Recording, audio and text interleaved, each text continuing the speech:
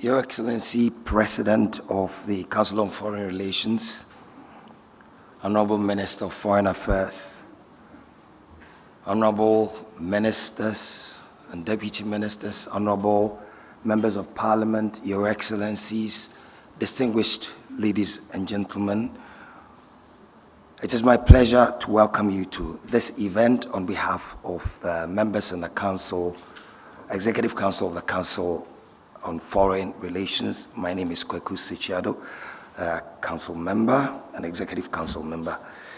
This lecture is the first CFR event in this 5th anniversary year of the think tank.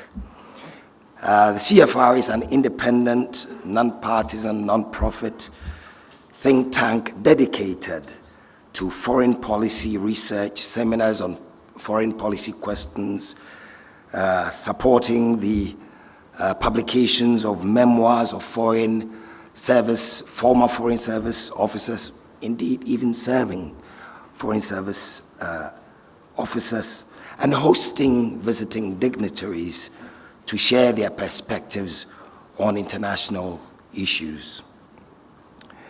The president of the CFR and one of its founding members is Ambassador D.K. Osei, who is chairing today's lecture and to whom I now yield the microphone.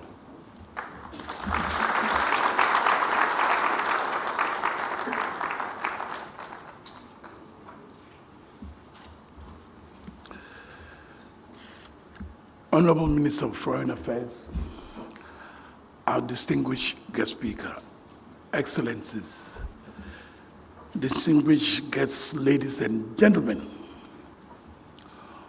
on behalf of CFR Ghana, I have the honor to welcome you to the first in a series of lectures we are planning to host to mark our 5th anniversary.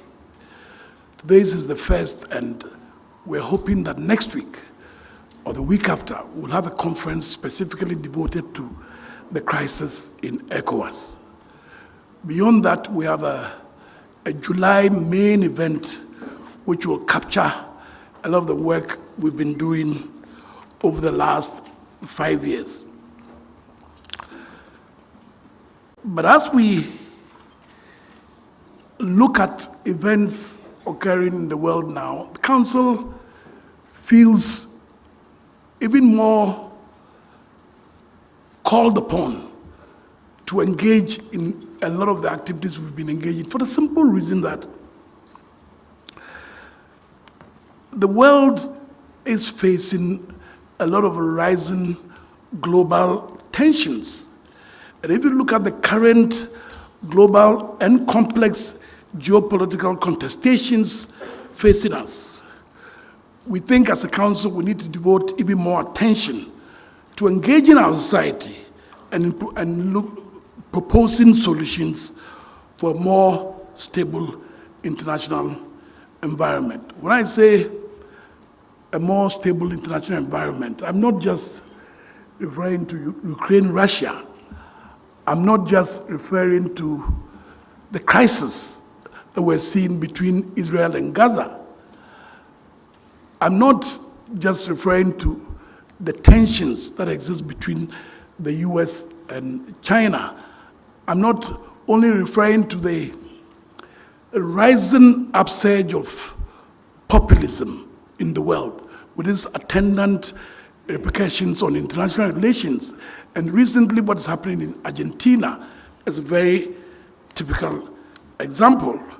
And Gaza is posing genuine challenges for every nation in how to respond to what some might consider to be challenges in international law.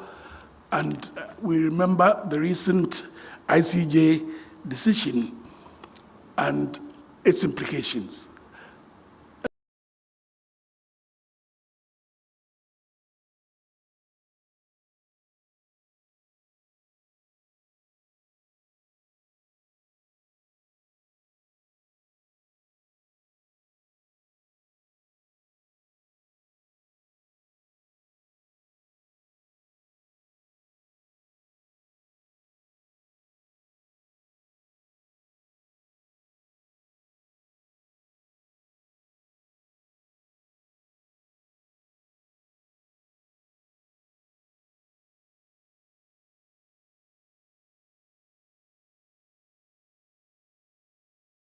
important that Sudan has been at war for the last 9 months.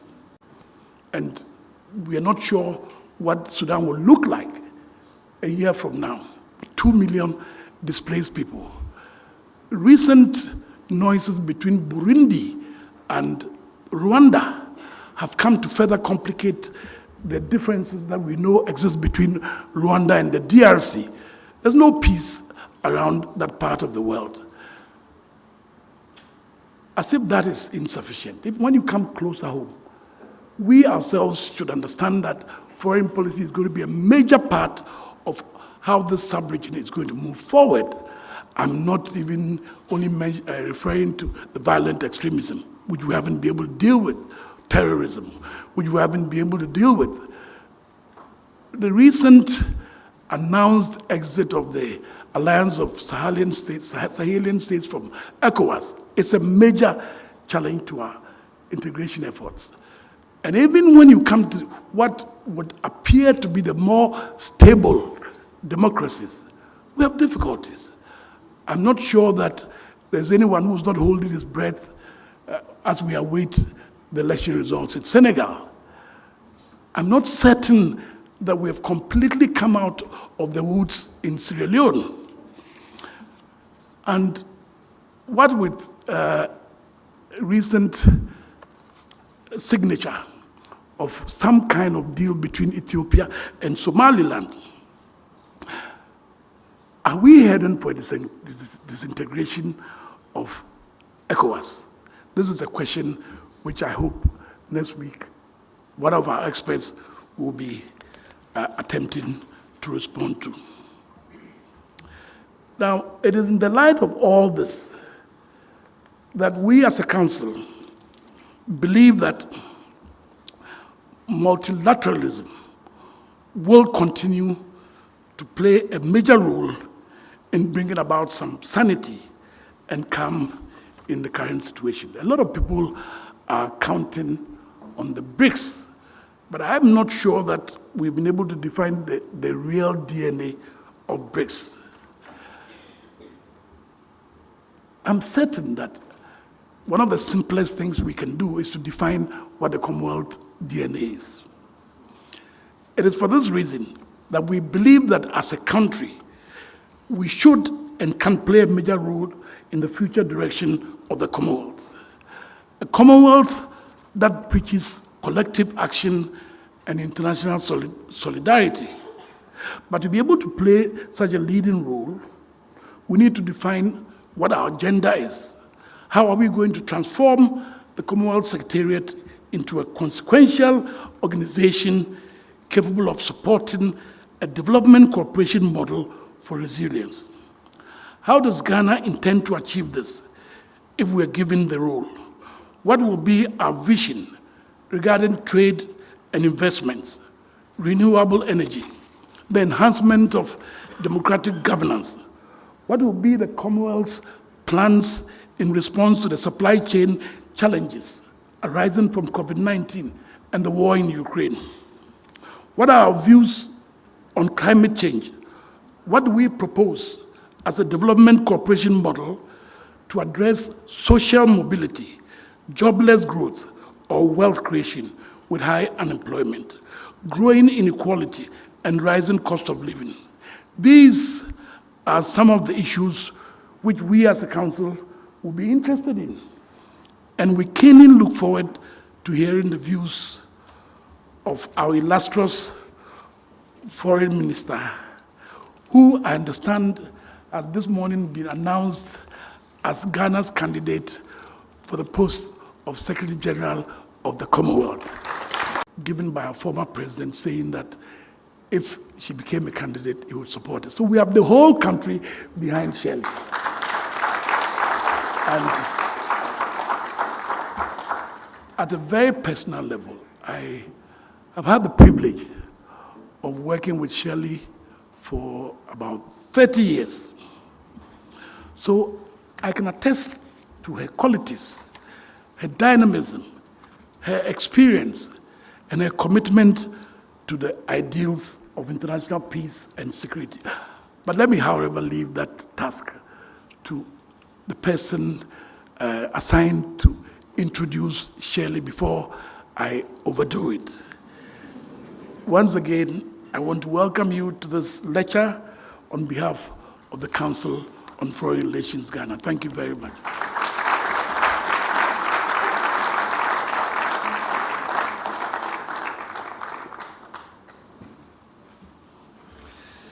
Thank you very much, Ambassador D.K. Osei, President of the Council on Foreign Relations. And now it's my duty to introduce the Minister of Foreign Affairs, the Honorable Shirley Ayoko Botwe, and a candidate for the position of Commonwealth Secretary General.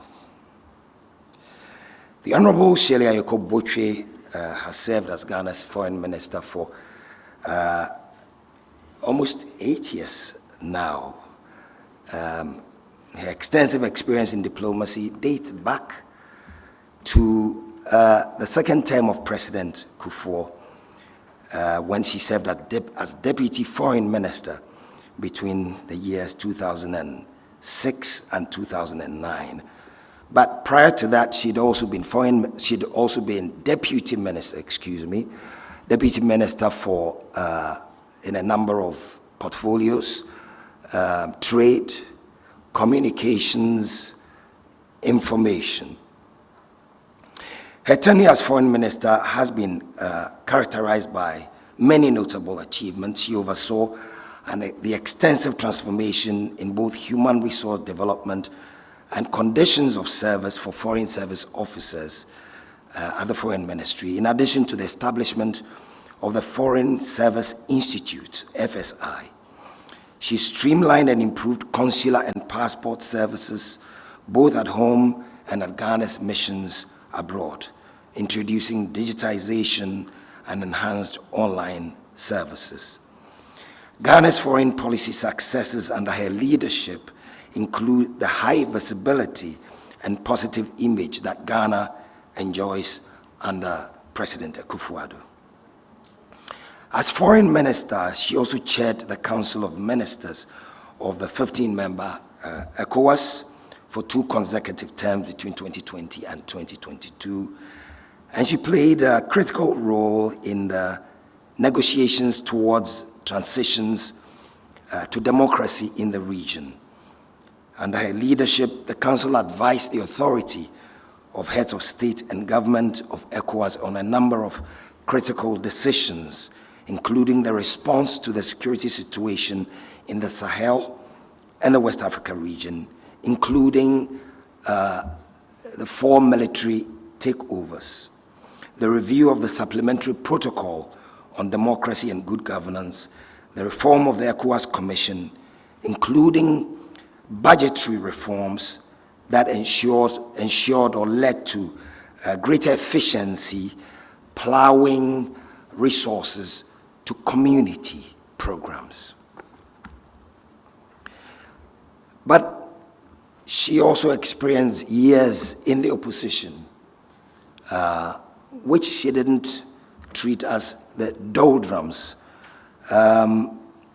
She was spokesperson on foreign affairs. She served on several committees in Parliament. She was ranking member on the Committee on Foreign Affairs. She was in the Appointments Committee. She was in the Defense and Interior Committee. She was in the Communications Committee and Gender and Children's Committee. The Honorable Botwe was a member of the ECOWAS Parliament from 2013 to 2017, and she contributed in shaping the work of that Parliament, advising the community and its institutions and organs, particularly on issues relating to fundamental human rights and freedoms. She also was vice chair of the new Partnership for Africa's Development, NEPAD, and Africa Peer Review Mechanism, APRM, committees of the ECOWAS Parliament. But we mustn't forget that in all of this, she was also a 4-term legislator, representing significantly the most populous constituency in the country, the Wager constituency in the Greater Accra region for 2 terms from 2005 to 2013 until it was redemarcated, and then she subsequently represented the Anya-Soweto constituency for 2 terms as well, 2013 to 2021. Before entering frontline politics, Ms. Boche ran a successful marketing and communications private sector company, serving as a consultant to the Ministry of Tourism, as well as in various capacities with a number of organizations, including World Space Ghana, the Diversity Implementation Committee, Glaxo Group Research, and Hodge Recruitment.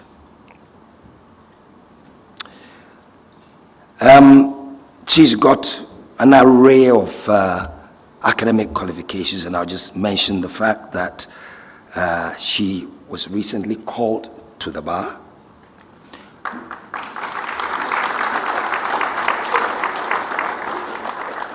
But she was not entirely new to the profession. She had, prior to that, received a postgraduate diploma in professional legal practice. She'd also earned a Bachelor of Laws from the University of London. And then prior to that, she qualified with an executive MBA in project management from the University of Ghana Business School.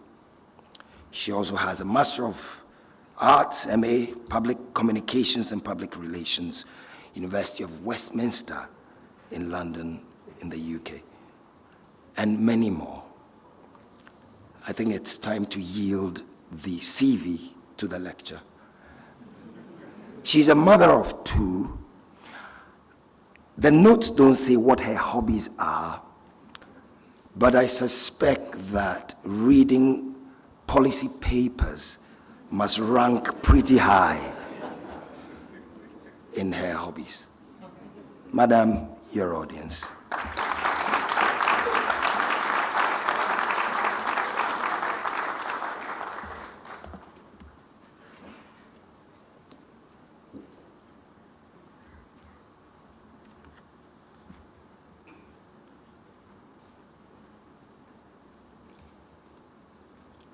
Thank you very much.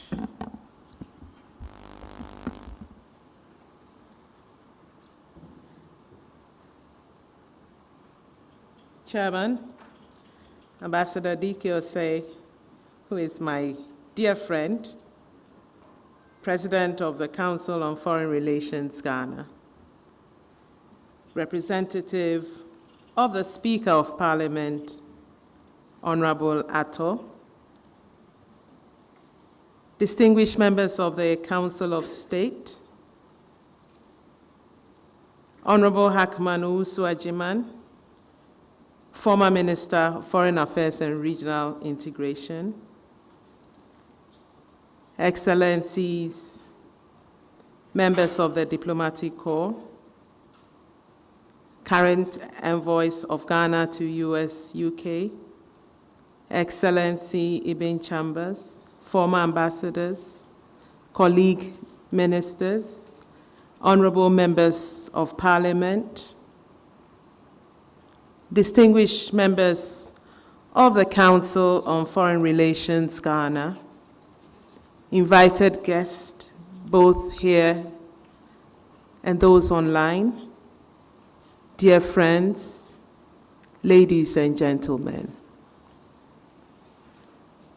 I am pleased and honored to share my ideas with you on the state of our world, the pressing need for the renewal of multilateral and international institutions, including the increasing role of regional organizations in burden sharing in the major challenges that we face as a global community. In this lecture, I intend to focus particularly on the Commonwealth, which provides a unique setting for international cooperation with its 56 member states, one suspended though, across 5 different regions, including some of the largest and richest countries in the world, and some of the smallest and most vulnerable. I am most grateful to the Council on Foreign Relations Ghana for providing this unique forum, and also to Ambassador D.K. Osei for chairing this event. It is wonderful to see such great interest in the topic of our lecture, which is a vision for a new Commonwealth in a fast-evolving world. And I thank you all, both in person and online, for joining us. Friends, let me begin by pointing out the unique nature of the times we live in. Every period, every epoch has generally been described with a common descriptive phrase. For instance, there was consensus on the term Cold War and how it impacted geopolitics, the international rules-based system, and development cooperation. The current period in which we live has no distinctive description, signifying the high characteristics of disintegration or disorder. While the emergence of a multipolar world with the ending of superpower rivalry and the domination of one superpower was welcomed as a necessary correction, the process has in the immediate period deepened the challenges to forging effective multilateralism.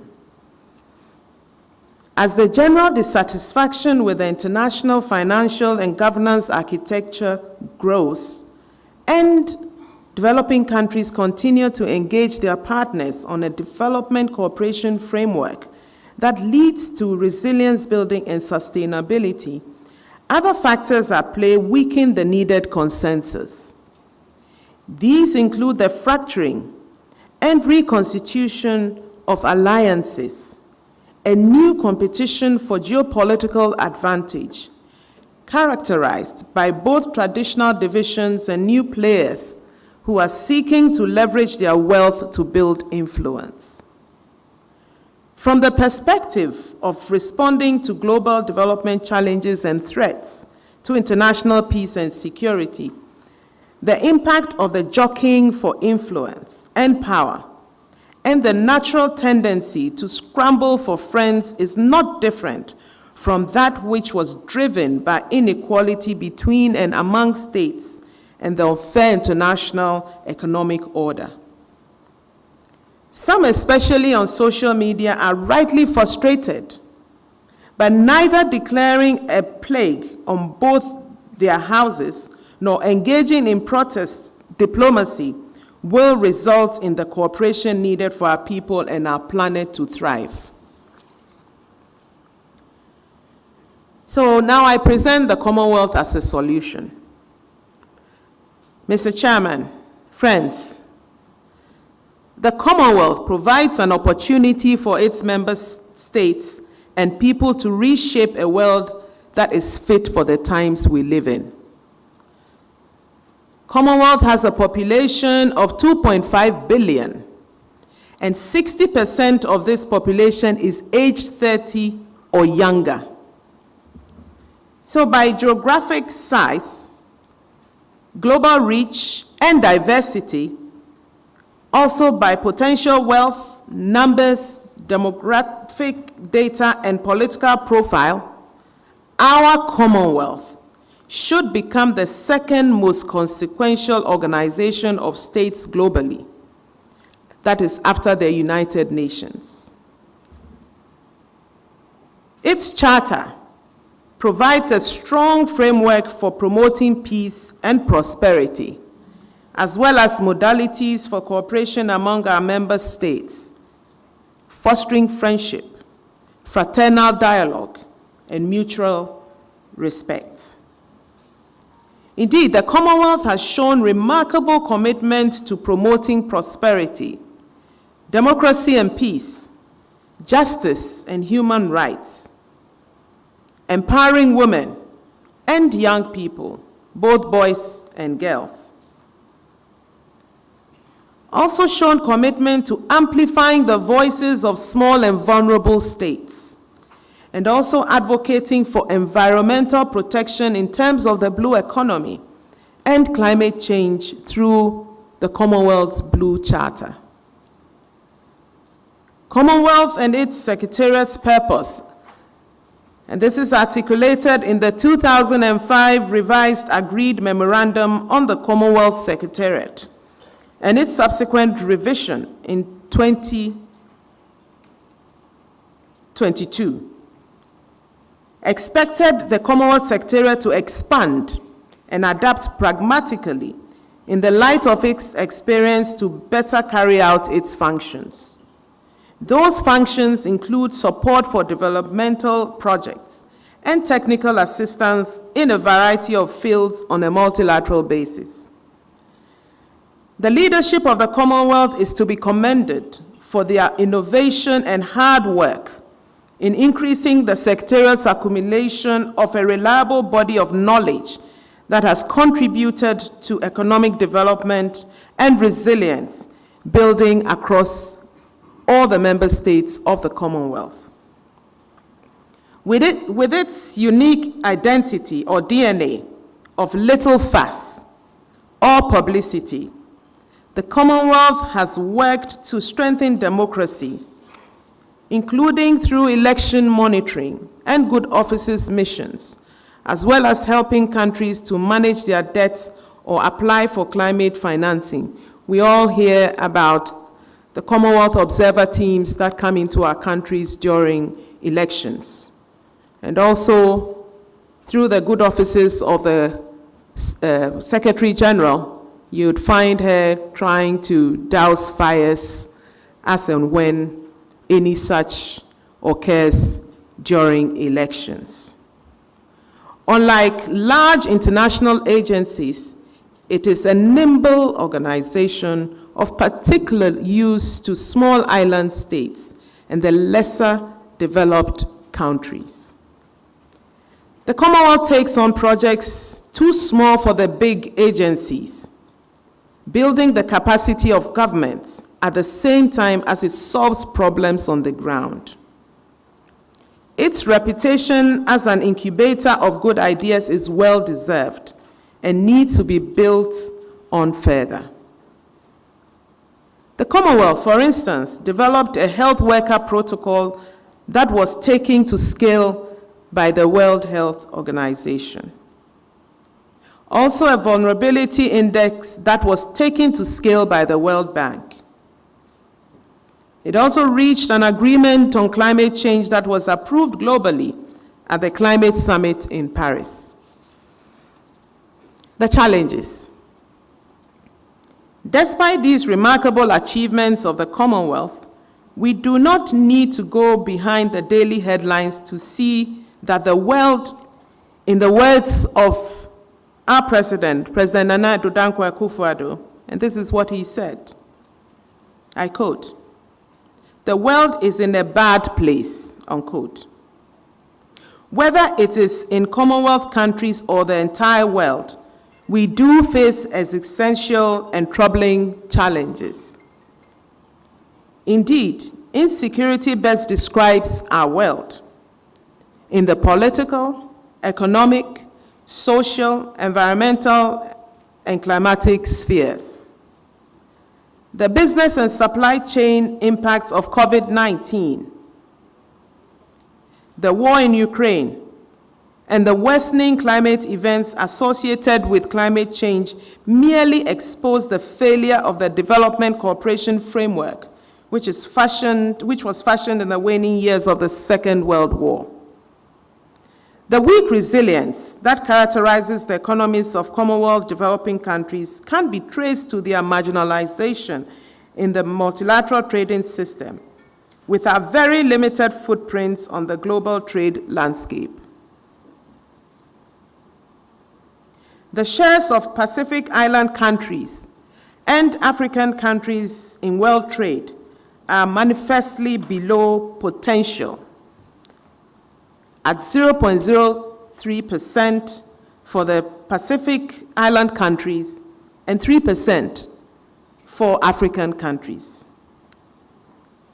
We operate at the periphery of the multilateral trading system with a narrow range of exports, mostly primary products, minerals, oil and gas. We all know what's happening. We cut out our raw materials in their very raw form,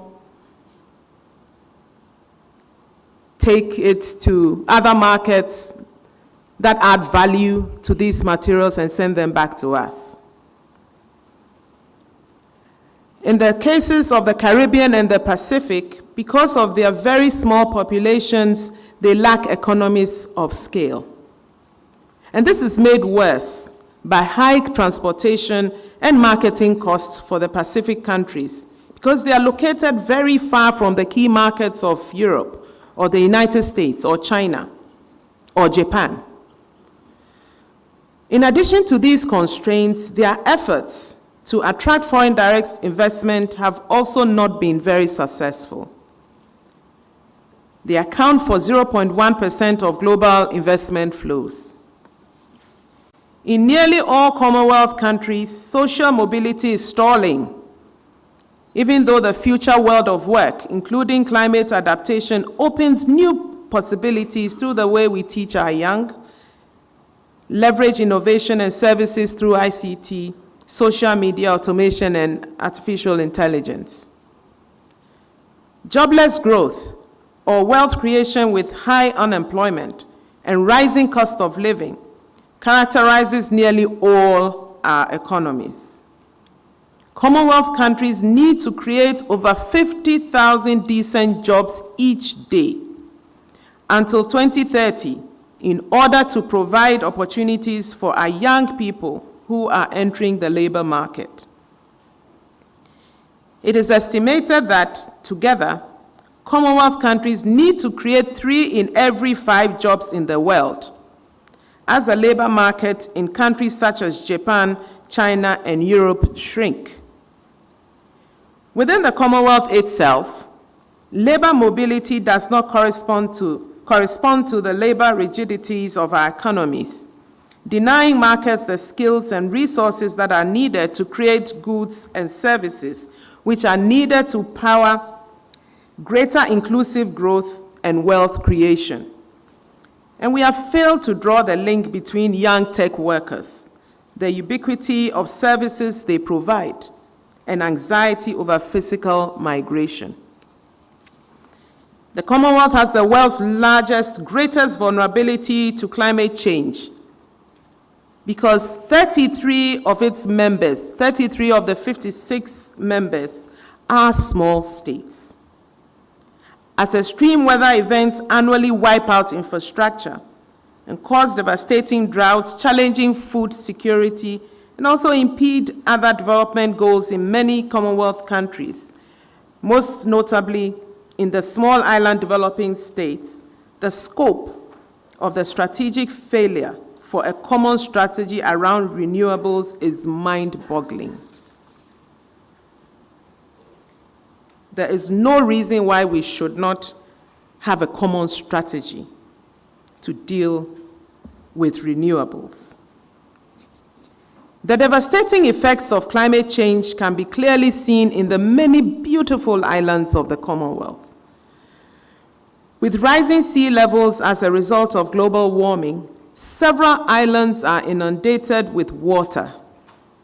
You may have read about the challenges faced by islands such as Kiribati, where apparently no part of its land rises more than 2 meters above sea level. This makes it one of the most vulnerable countries in the world. In many ways, African, Asian, Caribbean, and Pacific Island countries face similar challenges as far as climate change is concerned. We contribute very little to the emission of global greenhouse gases, yet we face disproportionate impacts of climate change. whereas the Pacific Island countries and African countries account for only 0.03% and 4% of global emissions, respectively, we have been bearing the brunt of climate change ranging from floods, from cyclones, from droughts, from wildfires, drying up of our rivers. And it is estimated that the Pacific Island countries would need 1 billion United States dollars, which constitutes 6.5% to 9% of regional GDP for their climate financing needs. Africa would need 580 billion United States dollars by 2030 for our adaptation financing needs alone. But we only get a fraction of this. The Caribbean is the most exposed region to climate-related natural disasters, with estimated adaptation investment needs of more than 100 billion. And this is equal to about 1/3 of its annual economic output. Moreover, with electricity largely generated using fossil fuels, energy prices in the Caribbean are among the highest in the world, highlighting the need for investment in lower cost and lower carbon energy production. When you come to Asia, the projected climate finance needed from now to 2030 generally range from 1 to 2 trillion per year. Based on a previous report from ASP's commission, approximately 70 trillion will be required for the Asia-Pacific region to achieve net zero emissions by 2050. These needs could be even higher, depending on the scope of the region under consideration. If you look at the governance front, the situation is no different. Today, democracies are facing their greatest threat as governments are overwhelmed in responding to the expectations of its populations. Inequality threatens our societies, while the fraying of social protection systems opens our societies to threats from populists and ultra-nationalists, in some cases, violent extremists. Democratic governance, which in the face of the monumental challenges require consensus building and even more effective representation, is at its most fractured. No issue is immune from controversy, including apparently even settled national values. Commonwealth values are the ethos and strength of our family of nations. To respond to today's and a fast-changing world, we need to leverage those values and their outcomes to respond fully to the needs and aspirations of all our peoples. We can realize and sustain the democratic dividend for all Commonwealth citizens by, 1, building resilience across the Commonwealth, 2, responding effectively to the existential crisis of climate change and natural disasters, and 3, making the Commonwealth work for all its citizens. Mr. Chairman, Excellencies and friends, I've proposed 6 areas for repositioning our Commonwealth to transform the economies of the countries in the Commonwealth, which will enable inclusive development and climate resilience, and also respond to the expectations of the hundreds of millions across the Commonwealth for a good life. These areas are trade and investment, youth education, skills, innovation, and startups, mobility and labor markets, climate change, small states, and last but not the least, managing resources for an effective Commonwealth institution. Based on a community-wide approach to comprehensive actions in these areas, we can transform the economies of the countries in the Commonwealth, enable inclusive development and climate resilience, and respond to the expectations of the hundreds of millions across the Commonwealth for the democratic dividend, which is consistent with an ambitious vision of the Commonwealth's values. So the 6 areas, I will take them one at a time. Trade and investment. The largest number of citizens in the Commonwealth do not earn enough to power the production and market expansion that is needed to create economic security, whether in the industrialized or developing regions of the Commonwealth. Across the Commonwealth, policymakers struggle with policies to raise growth in isolation through austerity and high taxes. The pie is simply not capable of feeding everyone unless consumer-based market expansion considers the potential of our 2.5 billion population. This requires that we re-envision a framework for Commonwealth trade to end the stagnation that is widespread across our countries. We need to surpass the potential 2 trillion trade that we've set for ourselves within the Commonwealth. Should I be elected as Secretary General, I will revive the idea of a free trade agreement among Commonwealth countries. Recent developments, including advanced negotiations between UK and India, the conclusion of free trade agreements by Australia and New Zealand with the UK, the initiation of negotiations for a free trade agreement between Canada and the UK, the conclusion of free trade agreements between the UK and several Commonwealth member states, as well as our own African continental free trade area, have changed the dynamics and have given us a unique opportunity to consolidate those agreements towards a Commonwealth-wide free trade agreement.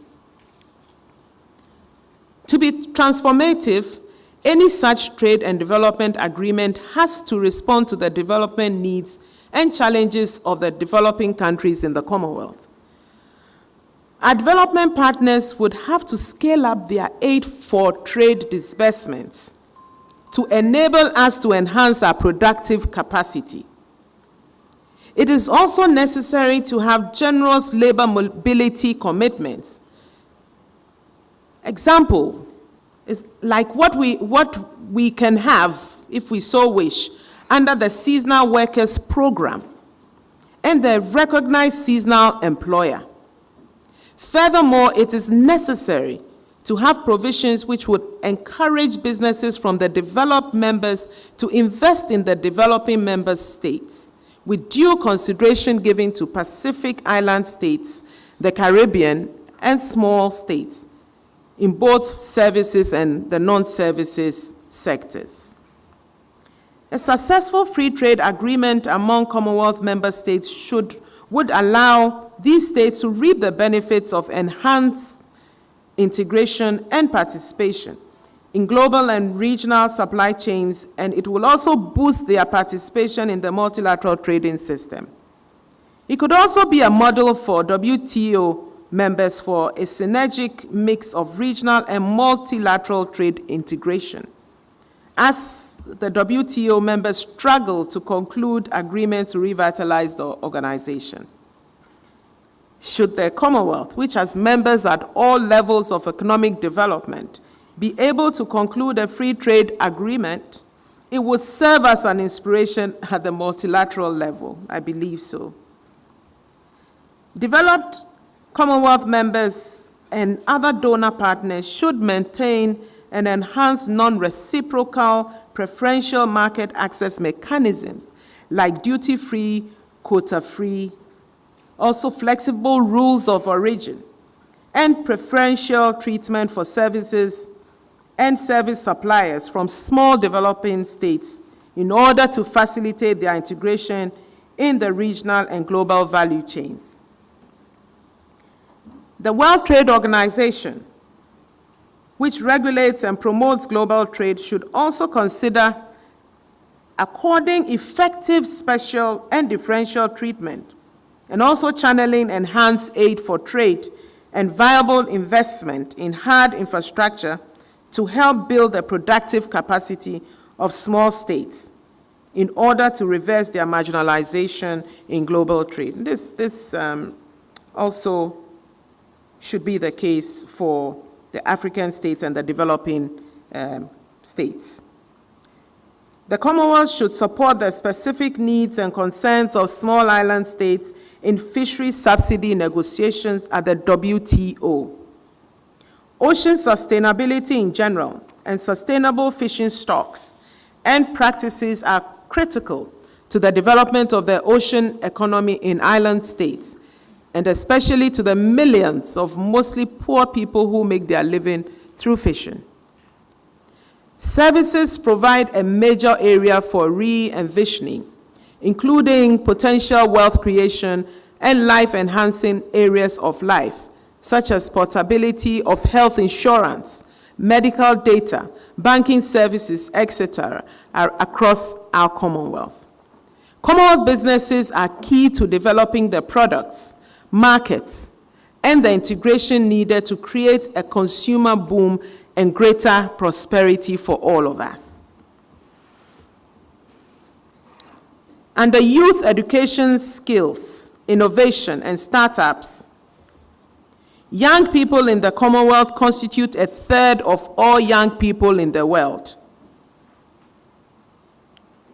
So every 1 in 3 young people are Commonwealth members. With advances in ICT, automation, and AI, and the innovations of social media for distance learning, building the tech and other workers of the 21st century for a Commonwealth-wide market of high knowledge, intensive innovation, and services is an achievable goal in the short term. We can do this if we put our minds to it. Closing the Commonwealth's digital gap in health, education, and trade, building the digital infrastructure to boost connectivity within and between Commonwealth countries should be the way forward. Taking advantage of the best practices and attainments across the Commonwealth, we can design core curriculum and common standards and facilitate access to borderless financing to ensure that we are the leaders in innovation, startups, and services in the world. Under mobility and labor markets, labor shortages and other rigidities, as well as the lack of opportunity, drive unsafe, disorderly, and unregulated migration that bedevil policy and public sentiment in the richer parts of the Commonwealth.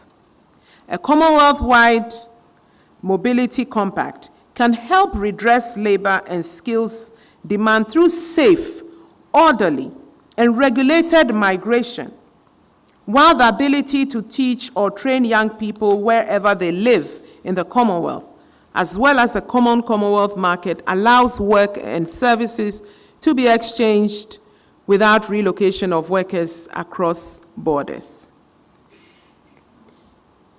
We all know that the young people who go on those perilous journeys do not want to leave their country, but they go in search of greener pastures. They go in search of work. And therefore, if through the Commonwealth we can provide them with work, I believe that they will stay and work in their countries. The next is climate change. It's a hot topic these days, and rightly so. We have witnessed the dramatic effects of climate change and natural disasters that sweep our Blue Islands, as well as flooding, drought, change in distribution of rainfall, drying up rivers, abnormal sea walling, locust invasion, and energy production and consumption in poor member states. We must mobilize to adapt to climate change and to withstand its impacts and those of the natural disasters which bring devastation to our continents. We need to build greater resilience and achieve sustainability, enabling us to reduce the risk of present and future shocks and accelerate progress towards fulfillment of the Sustainable Development Goals. It is impossible to look at a future-looking Commonwealth without a robust Commonwealth strategy on climate adaptation. We need to achieve a resilient Commonwealth by enhancing climate change leadership and technical assistance. We need to unlock vital finance for vulnerable states. We need to build blue and green economies across the Commonwealth and help member states overcome external shocks. Within the Commonwealth, we have huge needs for development and installation of renewables. We also have leaders in the production and servicing of renewables. Some of the countries in the Commonwealth are known for their production and servicing of renewables. With credits and other financing from the richer part of the Commonwealth, we will ensure that each member of the Commonwealth benefits from the renewable revolution and low carbon transition of their economies, and those concerned about the cost of transition would be open to implementing the emission standards agreed to at the Conference of Parties. This is the true win-win. No one loses, including those who provide financing at market rates. I am committed to the net zero target.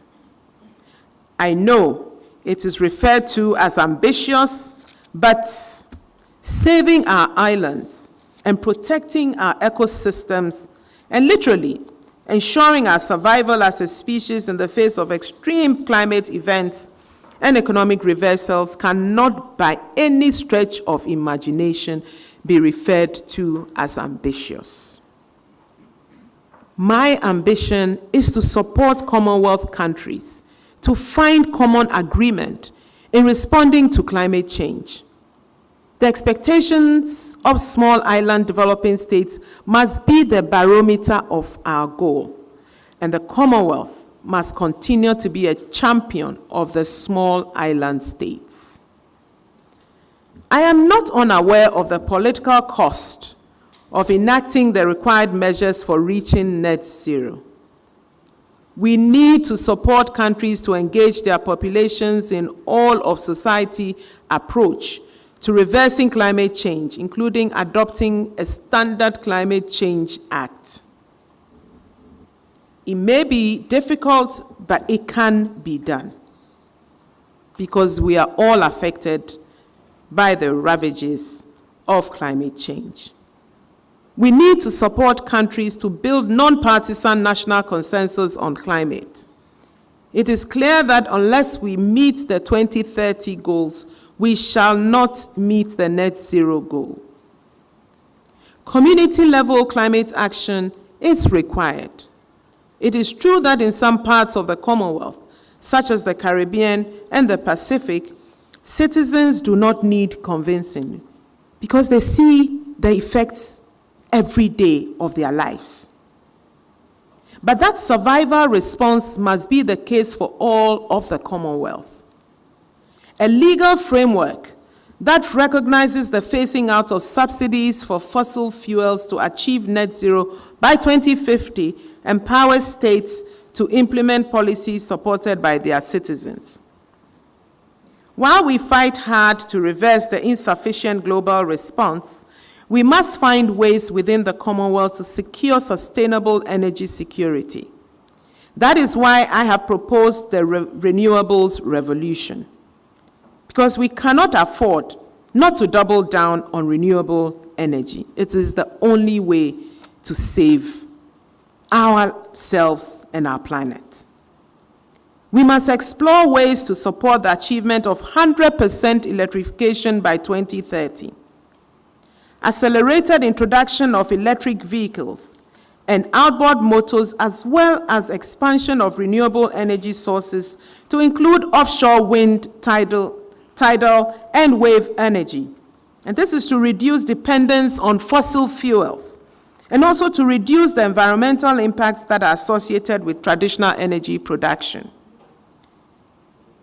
The Commonwealth should be in the lead in convening all relevant parties to define critical actions through bold and innovative thinking, new strategic partnerships and instruments required to access, adapt, and exploit research and development on wind, solar, and offshore wind, tidal, and wave energy. I do not underestimate the importance of climate financing for addressing the existential challenge of climate change, and the Commonwealth must continue to give voice to our family of nations on that score. The financing mix that is required depends on catalytic use of development finance and multilateral resources to leverage upfront private sector funding and investments. Innovation and strategic thinking will continue to be an important element for adaptation, especially since our states exercise more autonomy in that sphere. How do we build to reduce indoor heat, for instance? How do we ease indoor humidity? Another question. How do we build to promote more natural light indoors? From our homes to space-based new technology, we need to de-risk the low appetite for innovation and technology around climate change. Our small island developing states must be at the forefront of global efforts to achieve adaptation. The SIDS were leaders of the 1.5 degrees Celsius. And in this respect, I support Australia's leadership in hosting the COP31 in 2026 as the Pacific COP. We must not be blinded by the big outcomes of the COPs, such as reaching agreement on loss and damage, to forget about the need for other significant steps needed for faster progress. We need to look at the format for a big bang net zero moment by bringing together all who contribute to decision-making on climate action, regulatory change, financing, and etc. We also need to share best practices for instituting successful local consultations. This is extremely important. We are at different levels of development, different levels of dealing with the issue of climate change. And it is important that the 56 countries share their best experiences, so there's no need to reinvent the wheel. What another country has done, what one country has done and has been successful at, share experiences so others can copy. We cannot approach climate change responses as business as usual. Small states and other developing countries are faced with hurdles that test the limited capacity of our countries in accessing funding and systems and procedures, as well as in meeting the requirements. We must expect the Commonwealth Secretariat to help shape a Commonwealth perspective on resilience, and that is shared by all the leaders and citizens, and that would form the basis of the advocacy on behalf of the Commonwealth countries, especially on behalf of the small island states and the countries that are more affected. Then I'd like to look at small states. Small states within the Commonwealth face unique development challenges. These countries are particularly vulnerable to exogenous shocks, such as natural disasters and climate change. With limited economic opportunities and significant migration, they often face capacity constraints. Small states remain susceptible to external shocks because of their geographic positioning, inherent structural challenges, and the deep integration into the global economy. Commonwealth should continue to put a special lens on small states and aim to build resilience and promote inclusive development in these vulnerable economies. We must prioritize small states to better access sustainable financing, to build resilience, and have a voice in the global stage. Leveraging our convening power of member states for consensus building and the formulation of Commonwealth positions in key global policy fora, and advocacy efforts to secure the uptake of Commonwealth ideas in strategic international decision-making bodies. And this is basically something that will benefit our small states and even our bigger states, because this is essential to achieve climate resilience and economic development. I now want to move on to managing resources for an effective Commonwealth institution. This is important, because if we are able to achieve this, you'll be able to go through all the areas of focus that I've talked about.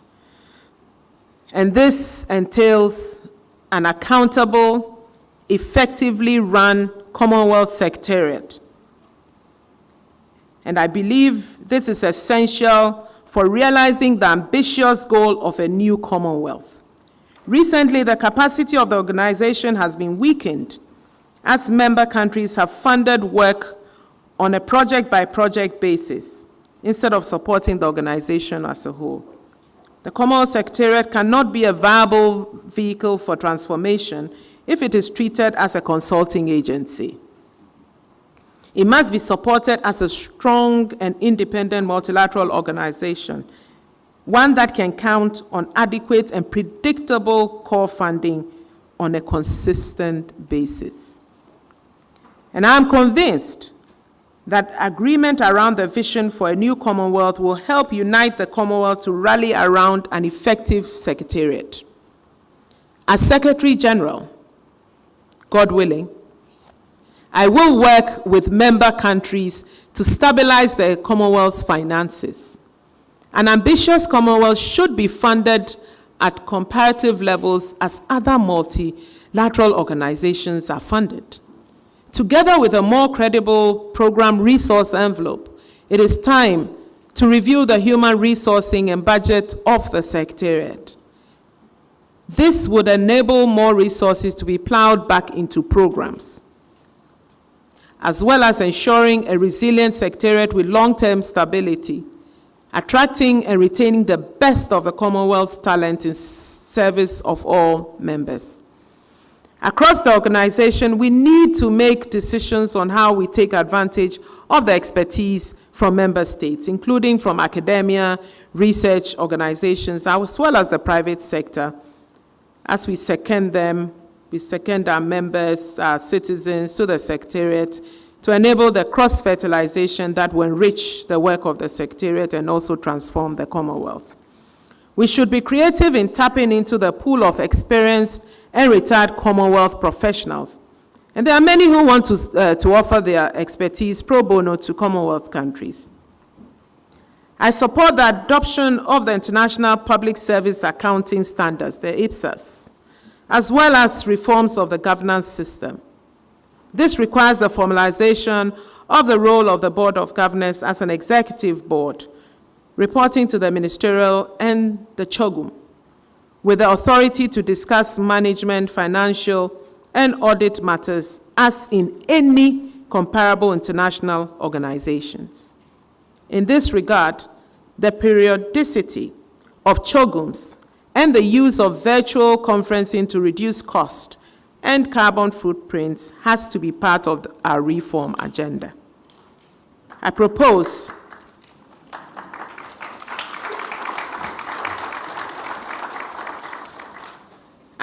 to create a representational office in the Pacific, while upgrading existing ones in order to better serve the needs of members. For me, this is so important. There must be a representational office in the Pacific because of the very peculiar challenges with climate and other things that they face. so that we can have quick responses reactive to their issues. This also requires greater coordination with Commonwealth Foundation and the Commonwealth of Learning in order to build on synergies and comprehensively realize the ambitious goals of reform. Similarly, the Commonwealth should ramp up its cooperation with international organizations, including the United Nations funds and programs to enhance the benefits of programming for Commonwealth countries. This is extremely important. Those partnerships are key in order that the Commonwealth will get close to the organizations that control funding, because all the member states are members of the big United Nations. And so if there are any funds, we should be able to access these funds. So to conclude, I believe that we are in this together. I believe that if we are to meet the ambitions of the citizens of the Commonwealth, it is clear that we need a development cooperation framework that works for all the Commonwealth as a community. Such a model cannot be based on the assumptions of progress, under which assistance from rich donors to recipient nations lead to slow, incremental change in the developing countries and locks in financial and other inflows to the donor countries. Either way, this is a cooperation model that is not working for industrialized or developing parts of the Commonwealth. We need to do things differently. We have to redefine the Commonwealth values. The commitment to democracy and peace, justice and human rights as the sum of a democratic dividend that includes guaranteeing a high living standard for each Commonwealth citizen, and also to provide social protection for all generations. While our historic association reinforces shared traditions and norms for our cooperation, our Commonwealth values should provide a standard for good governance, peace and security, and prosperity based on the empowerment of women and young people, both boys and girls. We need to amplify the voices of small and vulnerable states and advocate for sustainable development in terms of both the green and the blue economies. We need to acknowledge that the true value of our Commonwealth is our common health, our common well-being, and our common lives, building on our common values.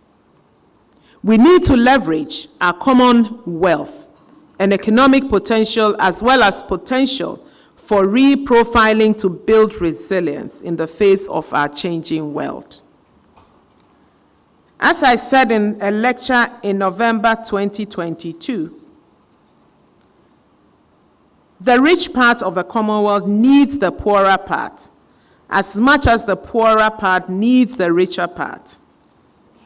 And so unless we strategize on how to make the developing country members of the Commonwealth, who constitute 94% of the organization, we need to make them a vital part of an agenda of ensuring and promoting democracy and good governance, economic transformation, and resilience. And this is throughout the whole of the Commonwealth. If we do not do that, we shall all be the poorer for it. The Commonwealth is a powerful influence for good in the world. I believe this with my whole heart, and I know that you believe that too. And so we must all pledge ourselves to the service of the Commonwealth now and for the future. Thank you for your attention.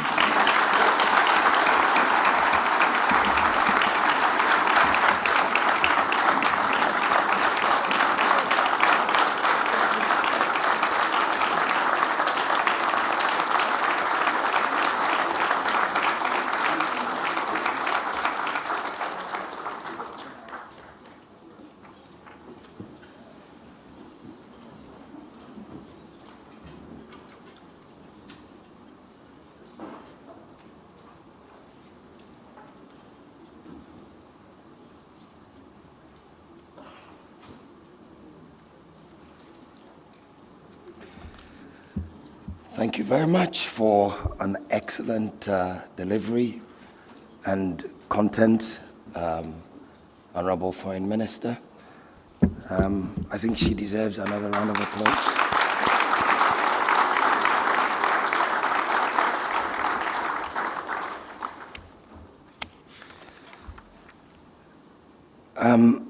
I should ask Ambassador D.K. Osei, President of the Council on Foreign Relations, to give us some closing remarks.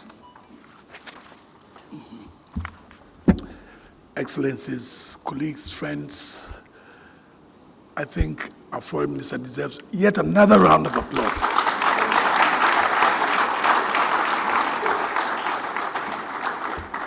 You must have noticed that we listened, that I kept looking at my phone anchoristically, because those online were as many as were here. There were over 100 participants online. They kept trying to raise issues, and I'll try and rapidly take you through them. I received quite a number of questions from online participants, and these related to whether there are sufficient incentives to win over richer Commonwealth countries to the concept of a new arrangement beyond the association based on traditions and consultations. Whether the UK, having executed Brexit, would be interested in a Commonwealth free trade area. Whether Commonwealth leaders have the political will to push an integrated Commonwealth project. And finally, why the Commonwealth seems inconsequential in developing countries apart from the Commonwealth Games until now. And also, apart from the Commonwealth Parliamentary Association. In my judgment, the Prime Minister's insightful, splendid, and visionary lecture has been comprehensive in addressing these issues raised in her lecture. I expect that a public lecture outlining such a vision of transformation will set off more debate in academic lecture halls, institutions such as Chatham House, in the media, and in the corridors of power across the Commonwealth. We have not heard the last on this lecture. And personally, I'm excited to see such a bold stand by a candidate for the position of Secretary General of an intergovernmental body. When I listen to her talk about travel costs and changes in human resources, I said, this is almost not a political campaign. It is a vision for transforming the Commonwealth. Strong leadership has historically been synonymous with effective and influential international organizations. The world we live in and the challenges we face call for strong and effective leaders. Leaders with a vision and a demonstrated record of achievement. We hope today's lecture has contributed to making the choice easier for the Commonwealth Heads of Government meeting in Samoa in October. Once again, we thank all of you for attending this lecture.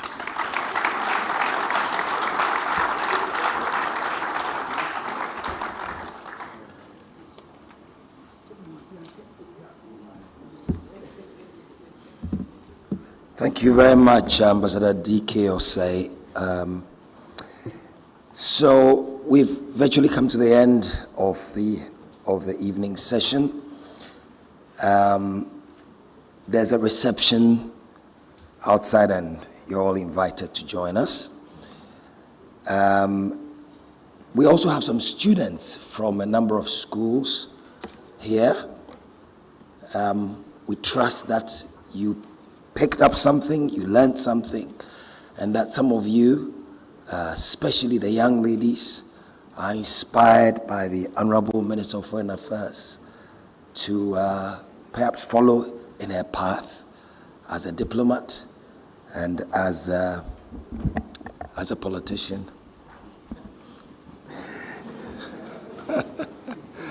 Who knows where it might end you. I'd like also to mention that there are a number of publications outside for sale, publications of the Council of, and I would encourage you to pick up a copy and perhaps an extra one for someone that was unable to attend or keep in your libraries, in your offices, and other embassies and high commissions. And I think I'd like to recognize a few people. Chairman of the Council of State, Mr. Sam Okudzeto Ablakwa, Dr. Mohammed, Mr. Sam Okudzeto. I'm sorry, your fame has been overtaken. Why did you confuse me and my son?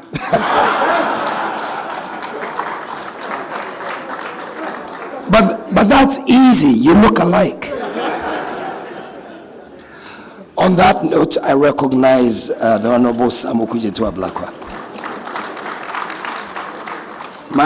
minority spokesman on foreign affairs. I also like to recognize the Deputy Minister of Foreign Affairs, the Honorable Mavis Nkansa Bwedu.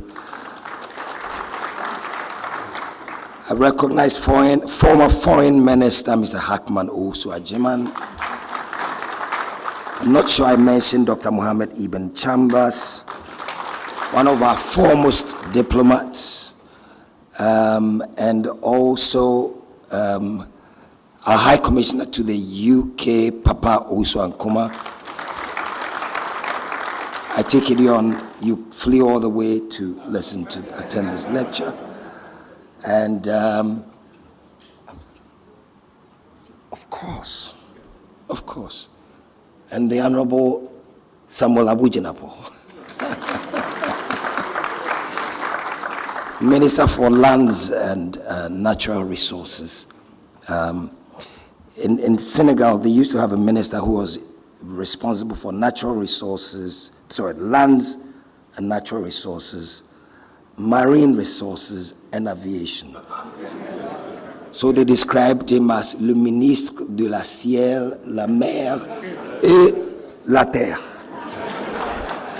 Minister for air, land, and sea. Sorry, your portfolio is limited. Is there anybody else? The Chief Director, Ambassador Cleland, Mr. Ator, and our ambassador to the United States, Excellency Hajia Alima Mahama. And if I were to pick out all the important people here and recognize them, we'll spend another hour here. So you're all important and recognized. We thank you for coming, and we thank you once again, the Honorable Foreign Minister, and thank you, Ambassador D.K. Osei, and the Council on Foreign Relations team that put this together alongside the team from the Foreign Ministry that made this possible. Thank you, and follow the Council on Foreign Relations through the year in our 5th anniversary. Thank you, see you at the cocktail, and good night.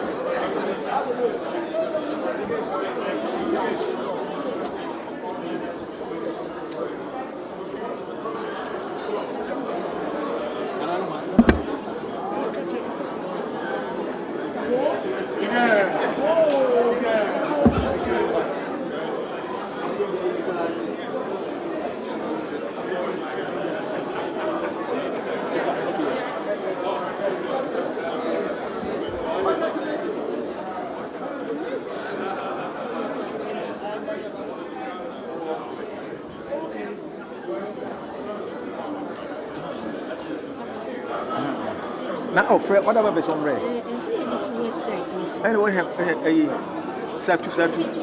Why? Satu or and whatever, madam. You say you want to take picture.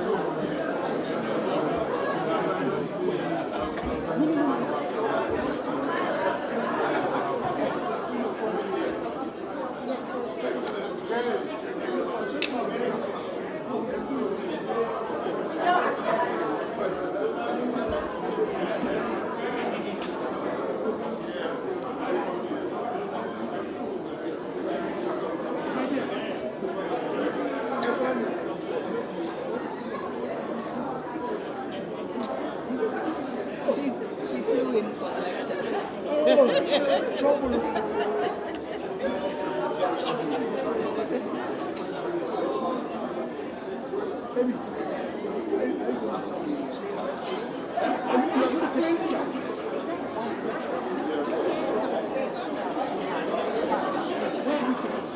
Right. So we can get our bag.